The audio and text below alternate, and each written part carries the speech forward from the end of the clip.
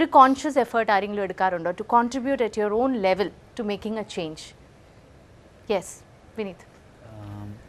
നമുക്ക് ചെയ്യാൻ പറ്റുന്ന ചില കാര്യങ്ങളുണ്ട്. ഇപ്പോൾ ലോ ബഡ്ജറ്റിൽ വരുന്ന യങ്സ്റ്റേഴ്സിനെ വെച്ചിട്ടുള്ള സിനിമകൾ മലയാളത്തിൽ ഉണ്ടാവണം. അത്തരം സിനിമകൾ ഇവിടെ എന്താ പറയുക, ബിസിനസ് വൈസും സെയിലബിൾ ആവണം. അങ്ങനെ ഒരു സംഗതി ആർക്കെങ്കിലും ചെയ്യാൻ പറ്റിയാൽ, ഒരു ഗ്രൂപ്പിന് ചെയ്യാൻ പറ്റിയ, ഒരു കൂട്ടം ആളുകൾക്ക് അത് ചെയ്യാൻ പറ്റിയ ഇവിടെ ഒരു പുതിയ സ്ട്രീം തന്നെ ചിലപ്പോൾ തുറന്നു വരും. അതിൽ സൂപ്പർ സ്റ്റാർ സിനിമകളും ഉണ്ടാവും, അതുപോലെ തന്നെ ഒരു പാരലൽ സ്ട്രീം നമുക്ക് ചെറിയ സിനിമ. അതിനൊരു വലിയ കോൺട്രിബ്യൂട്ടറി ഫാക്ടർ എന്ന് പറയുന്നത് സ്ക്രിപ്റ്റ് അല്ലേ എമൻ? അപ്പോൾ സ്ക്രിപ്റ്റിന്റെ ഒരു ബാക്കിംഗ്, ഒരു സ്ട്രോങ് സ്ക്രിപ്റ്റ് ഉണ്ടെങ്കിലല്ലേ നമുക്ക് അങ്ങനെ ഒരു പാരലൽ സിനിമ മൂവ്മെന്റ് എന്ന് തന്നെ പറയാം, ഒരു parallel youngsters youth cinema movement എന്ന് പറയാം. അങ്ങനെ ഉണ്ടാക്കാൻ പറ്റും. World over, for example, in Hollywood, you have movies like Juno, and you have the Transformers movie. You have the big budget movie and the small movies. The trend is coming. Actually, Malayalam industry is going through a phase. Every industry goes through a phase. Like for example, Tamil industry was going through a phase that mass masala movies. പക്ഷെ അപ്പോഴും അവിടെ parallelly ഇതുപോലെ പല low budget movies successful ആവുന്നുണ്ടായിരുന്നു. Tamil cinema കുറെ ഈ അടുത്തിടെ കൊണ്ടാണ് എന്താ പറയുന്നത് സുബ്രഹ്മണ്യപുരം അങ്ങനത്തെ മൂവീസ് ഒക്കെ വരുന്നത്. അല്ല, അവിടെ എനിക്ക് തോന്നിയത് ഈ ബി ക്ലാസ് തിയേറ്റേഴ്സിൽ മാത്രം റിലീസ് ചെയ്യുന്ന സിനിമകൾ ഉണ്ടായിരുന്നു മുമ്പും. പക്ഷെ അതൊന്നും മെയിൻ സ്ട്രീമിലേക്ക് വന്നിരുന്നില്ല, അവിടുത്തെ ഹീറോസിനൊന്നും നമ്മൾ അറിഞ്ഞിരുന്നില്ല. പക്ഷെ ഇപ്പൊ ഈ സുബ്രഹ്മണ്യപുരം, എന്താ പറയുന്ന പരുത്തിവീരം പോലുള്ള സിനിമകൾ വന്നപ്പോഴത്തേക്കും ഇതിനെ മെയിൻ സ്ട്രീമിലേക്ക് കൊണ്ടുവരാൻ എ ക്ലാസ് തിയേറ്റേഴ്സിൽ അത് റിലീസ് ചെയ്യാൻ തുടങ്ങി. അപ്പോഴാണ് നമ്മൾ അങ്ങനെ ഒരു ഇവർ രണ്ടുപേരുടെ കാര്യം പറഞ്ഞു കഴിഞ്ഞാൽ ഇറ്റ്സ് റൈറ്റ് ടൈമിങ് അല്ലേ? ഇങ്ങനത്തെ ഈ യങ്സ്റ്റർ ഫിലിം മേക്കേഴ്സ് ഒക്കെ വന്ന് യൂത്ത് ടാർഗറ്റഡ് ഫിലിംസ് ഒക്കെ ഉണ്ടാകുമ്പോൾ നമുക്ക് നല്ല ജോലി കിട്ടിക്കോളൂ, നോ പ്രോബ്ലം അല്ലേ? 40-45 ദിവസം ഈ സിനിമയുടെ കൂടെ ഇരുന്നപ്പം ഒരു ഫിലിം മേക്കിംഗ് എന്തുമാത്രം ബുദ്ധിമുട്ടുള്ള ഒരു പരിപാടിയാണ് നമുക്ക് മനസ്സിലായി. നമ്മളൊരു സിനിമ പുറത്തിറങ്ങുന്നത് പോയി കാണുന്നു, അല്ലെങ്കിൽ അവൻ പറഞ്ഞാലേ ആ പടം കൊള്ളില്ല, അല്ലെങ്കിൽ ആ പടം ഇത്രേ ഉള്ളൂ. ഇതിന്റെ പിന്നിലുള്ള ഒരു കഷ്ടപ്പാട് എന്താണെന്ന് ശരിക്കും മനസ്സിലായത് ഈ സിനിമയിൽ വന്ന പിന്നെയാണ്. അപ്പം ഒരു ആക്ടർ ആണെങ്കിലും ഒരു ഡയറക്ടർ ആണെങ്കിലും ഏത് തലത്തിൽ വർക്ക് ചെയ്യുന്ന ആൾക്കാരാണെങ്കിലും അവർ അത്രയധികം സിൻസിയറായിട്ട് കോൺട്രിബ്യൂട്ട് ചെയ്തെങ്കിൽ മാത്രമേ നല്ലൊരു സിനിമ. എല്ലാ ഭാഗത്തു നിന്നും ഒരു ഈക്വൽ കോൺട്രിബ്യൂഷൻ വേണം. നിഷാൻ വേറെ ലാംഗ്വേജസിലും വർക്ക് ചെയ്യുന്നുണ്ട്. അപ്പോൾ കേരളത്തിൽ വന്ന് വർക്ക് ചെയ്യുമ്പോൾ നിഷാന്റെ മനസ്സിൽ ഏറ്റവും എൻ്റെ ഭാഗത്തു നിന്ന് എനിക്കിത് കോൺട്രിബ്യൂട്ട് ചെയ്യാം എന്നുള്ള ഒരു കാര്യം മനസ്സിലുണ്ടോ അപ്രോച്ച് ചെയ്യുമ്പോൾ ഒരു വർക്കിനെ? As an actor, initially I would like to put honestly whichever role I get, nice roles and all, I would like to do. Like wherever I say, one thing I would like to say, I worked in different languages, but with Shyam sir that I worked, I think that was the ideal working condition which I got till date. കാരണം pre-production ഭയങ്കര strong ആണ്. I don't leave the pre-production. He had this script in English and Malayalam both. Each and every dialogue Malayalam, I knew what English meaning was. 20 days we had a workshop, body language, everything. So when I was on the sets, I was a Malayali boy. So I had no problem. I did not have any problem with the language. നിഷാന് അത്രയും ദിവസം മുമ്പ് script കിട്ടിയോണ്ടുള്ള ഒരു difference ഭയങ്കരമാണ്. അപ്പോൾ എല്ലാവർക്കും അത് ഭയങ്കര ഹെൽപ്പാണ്. ഇപ്പോൾ ആർട്ടിൽ വർക്ക് ചെയ്യുന്ന ആൾക്കാരാണെങ്കിലും കോസ്റ്റ്യൂമിലുള്ള ആൾക്കാരാണെങ്കിലും എല്ലാവർക്കും സ്ക്രിപ്റ്റ് അറിയെങ്കിൽ പിന്നെ വിളിച്ച് ഇന്നതാണ് വേണ്ടത്, ഇന്ന റിക്വയർമെന്റ് വേണം, അതൊന്നും പറയേണ്ട കാര്യമില്ല. Everybody knows what to do. ഒരേ വേവ് ലെങ്ത്തിൽ ആലോചിക്കുന്ന, അല്ലെങ്കിൽ ഒരു 70% എങ്കിലും മാച്ച് ചെയ്യുന്ന വേവ് ലെങ്ത്തുള്ള ആൾക്കാർക്ക് ഒരു സിനിമ സക്സസ്ഫുൾ ആക്കാൻ പറ്റുള്ളൂ.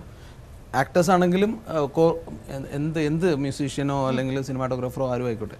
ഇപ്പം ഞാൻ വിനീതിൻ്റെ സിനിമ അവസാനിക്കുന്നിടത്ത് കണ്ട് വിനീത് ശ്രീനിവാസൻ ആൻഡ് ഫ്രണ്ട്സ് എന്ന് പറഞ്ഞു.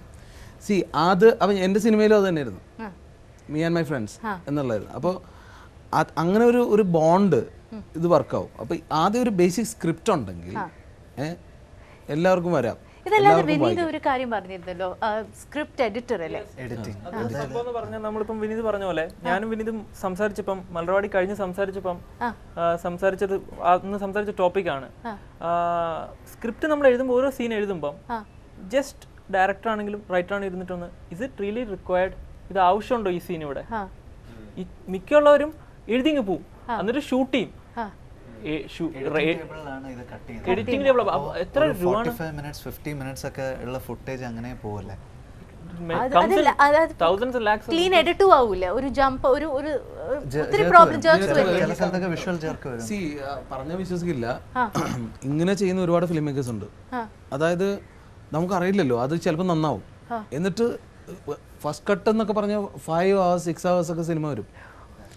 5 hours ഫുട്ടേജ് വേണമെന്നുണ്ടെങ്കിൽ നമ്മൾ എത്ര ഷൂട്ട് ചെയ്യണം? സി അതാ budget.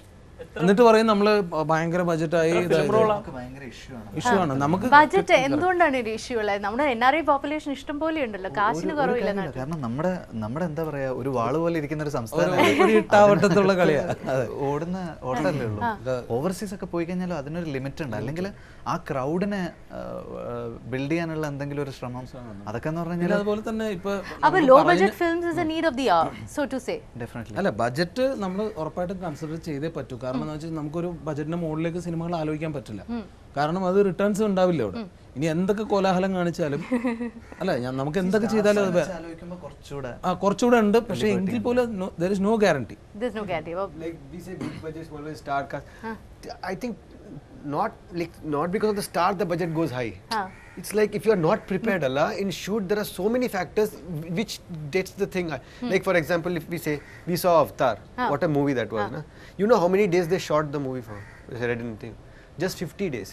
That's it? 10 years was pre-production, James Cameron's. 50 days was shooting time. Wow. And he's announced his next film, James Cameron. That is in 2020. ഇപ്പോൾ ഒരു വർഷം ഇവിടെ ഡാഡി കൂൾ റിലീസായിട്ട് വിനീത് ഇപ്പോൾ സെലിബ്രിറ്റി ഹുഡ് കുറച്ച് നാളായി ടേസ്റ്റ് ചെയ്ത് തുടങ്ങിയിട്ട്. പിന്നെ നിഷാന്റെ കാര്യം പറഞ്ഞു കഴിഞ്ഞാൽ ഋതു, നിവിൻ്റെ പറഞ്ഞു കഴിഞ്ഞാൽ ഇപ്പോൾ ഈ സിനിമ റിലീസ് ചെയ്യിക്കുന്നു. ഞാൻ യൂട്യൂബിൽ ചെക്ക് ചെയ്തപ്പോൾ ഞാനൊരു ക്ലിപ്പ് കണ്ടു. പ്രകാശനും സന്തോഷം പേര് പറഞ്ഞിട്ടില്ല കേട്ടോ, പ്രകാശനും സന്തോഷം തിയേറ്ററിൽ പോയപ്പോൾ ആൾക്കാർ കൂടിയെന്ന് പറഞ്ഞിട്ട് ഒരു ക്ലിപ്പാണ്. ഫുൾ ക്രൗഡ് ഉണ്ടായിരുന്നു അവിടെ. So what is celebrity hood like for you? How does it feel? അത് നല്ലൊരു കാര്യമാണ്. നമ്മൾ സിനിമ തിയേറ്റർ കഴിഞ്ഞ് ഇറങ്ങി വരുന്നു. ഞാനും സന്തോഷം അറിഞ്ഞുകൊണ്ടല്ല തിയേറ്ററിൽ പോയത്. ഞങ്ങൾ സിനിമ കഴിഞ്ഞ് ഇറങ്ങി വരുമ്പോഴാണ് ഞങ്ങൾ കണ്ടുമുട്ടുന്നത്. ഞങ്ങൾ അത് കഴിഞ്ഞിട്ട് നീ വന്നോ ഞാൻ വന്നോ അങ്ങനെ സംസാരിച്ചിരിക്കുന്ന സമയത്ത് ഈ ക്രൗഡ് ഇങ്ങനെ വന്ന് കവർ ചെയ്താണ്. പിന്നെ ഞങ്ങൾക്ക് എങ്ങനെ റിയാക്ട് ചെയ്യണമെന്ന് അറിയാൻ പാടാത്തൊരു അവസ്ഥയിലായി പോയി. അവരെടുത്ത് പൊക്കുന്നു, ജയ് വിളിക്കുന്നു, ഫോട്ടോസ് എടുക്കുന്നു, എല്ലാ കാര്യവും. അപ്പം ഇത് ശരിക്കും പറഞ്ഞാൽ ഒരു പ്രകാശനം സന്തോഷം ആയതുകൊണ്ടല്ല, ഇങ്ങനെ ഒരു നല്ലൊരു സിനിമ വന്നതിന്റെ ഒരു സന്തോഷം, അല്ലെങ്കിൽ നല്ലൊരു സിനിമ കാണാൻ പറ്റിയതിന്റെ ഒരു സന്തോഷം ഈ സിനിമനെ റെപ്രസെന്റ് ചെയ്ത് ഞാനും സന്തോഷം അവിടെ ഉണ്ടായി. അവരോട് ആ സ്നേഹം അവർ പങ്കുവെക്കണം എന്നുള്ളൂ. അപ്പം അത് കിട്ടുമ്പം ഒരു സന്തോഷം. അപ്പൊ ഫസ്റ്റ് എക്സ്പീരിയൻസ് എന്തായിരുന്നു? അല്ല, ശരിക്കും ഒരു ക്രൗഡിന് മുമ്പ് ഉണ്ടായിരുന്ന ക്രൗഡ് ആവണമെന്നില്ല, ചിലപ്പോൾ ഒരു പേഴ്സണൽ എക്സ്പീരിയൻസ് ആയിരിക്കാം. പക്ഷെ എന്തായിരുന്നു the first day of the film release? എന്തെങ്കിലും ഒരു എക്സ്പീരിയൻസ് ഉണ്ടായി കാണുമല്ലോ. You said, oh my god, I have arrived. Nice. ഇല്ല, എനിക്ക് ആദ്യത്തെ എക്സ്പീരിയൻസ് അതായിരുന്നില്ല. ഞാൻ ഫസ്റ്റ് ഡേ സിനിമ കണ്ടത് സിനിമാക്സിലായിരുന്നു, ഒബ്രോൺ മാളിൽ. അപ്പോൾ ഇന്റർവെല് കഴിഞ്ഞിട്ട് ഞങ്ങൾ എല്ലാവരും പുറത്തേക്ക് ഇറങ്ങാണ്. അപ്പം ഇതുപോലെ ഒരു ആൻറ്റി വന്നിട്ട് പറഞ്ഞു, ഓ പ്രകാശൻ. പറഞ്ഞു, ആ hello aunty.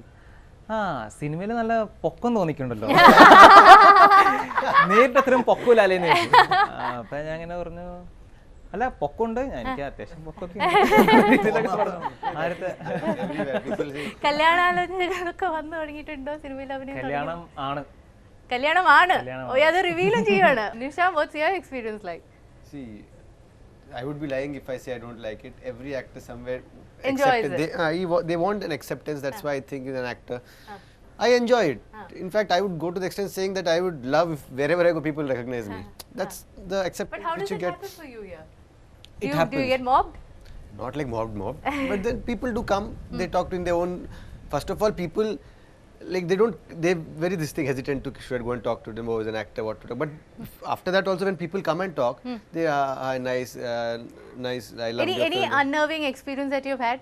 Because I know that if a film industry, ഹിന്ദിയിലെ ബോളിവുഡിലെ കാര്യം പറഞ്ഞു കഴിഞ്ഞാൽ ഇങ്ങനെ ഇവരൊക്കെ പോയി കഴിഞ്ഞ് കഴിഞ്ഞാൽ ഷർട്ടൊക്കെ കീറി മുറിച്ചൊക്കെ ഒരു പരുവാക്കി വിടുന്ന തരം ക്രൗഡ് വരെ. Like that, people are decent. നമ്മളൊരു പ്രോജക്റ്റ് ചെയ്ത് അത് ആളുകൾ ആക്സെപ്റ്റ് ചെയ്ത് നിൽക്കുന്ന സമയത്ത് നമുക്ക് ആളുകളുടെ ഇടയിൽ പോകാൻ ഭയങ്കര ഇഷ്ടമാണ്.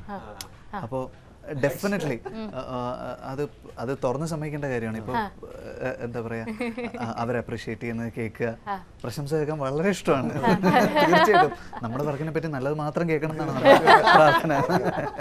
പക്ഷെ നമ്മൾ അത്ര സജീവമല്ലാണ്ട് ഇപ്പോൾ എഴുത്തിൻ്റെ സമയത്തൊക്കെ ഞാൻ ഏതാണ്ട് ഒരു 8-9 മാസം ഒരു ഓൾമോസ്റ്റ് ഒന്നും ചെയ്യാതെ വിട്ടു എന്നൊരു സമയം ഉണ്ടായിരുന്നു. അപ്പൊക്കെ നമ്മൾ ട്രാവൽ ചെയ്യുമ്പോൾ ആരും നമ്മളെ കണ്ടെന്നാണ് നമ്മൾ വിചാരിക്കുന്നത്. So there is both. അപ്പോൾ ക്രിറ്റിസിസം കിട്ടിയിട്ടുണ്ടോ? ക്രിറ്റിസിസം ഒരുപാട് കിട്ടും. അത് മലർവാടിക്കും കിട്ടും.